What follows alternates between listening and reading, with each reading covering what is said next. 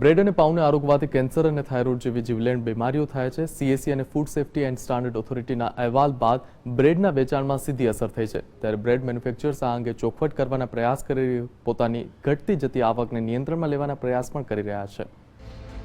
છેલ્લા એક વર્ષથી centre for science and environment અને food safety and standard authority of India દ્વારા દિલ્હીના એનસીઆર વિસ્તારમાંથી રોજબરોજ વપરાતી બ્રેડના નમૂનાઓ ઉપર તપાસ કરવામાં આવી હતી, જેના આધારે રિપોર્ટ તૈયાર કરી 23મી મેના રોજ જાહેર કરાયો।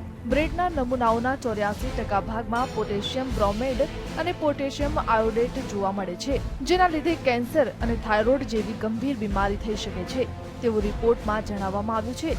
જો કે અમદાવાદ બ્રેડ મેન્યુફેક્ચરર્સ એસોસિએશનના સભ્ય શંકર આહુજાએ દાવો કર્યો હતો કે પોટેશિયમ બ્રોમેડ અને પોટેશિયમ આયોડેટનો ઉપયોગ વર્ષ 2005થી સંપૂર્ણ બંધ કરી દેવાયો છે।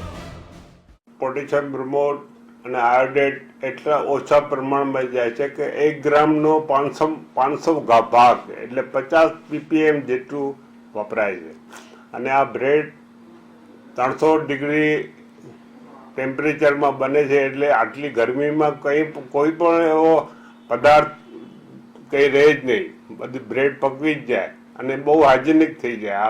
આ હેલ્થને પણ કંઈ નુકસાન નથી કરતી। સામાન્ય રીતે અમદાવાદમાં રોજ સરેરાશ 2 લાખ બ્રેડના પેકેટનો વપરાશ રહેતો હોય છે।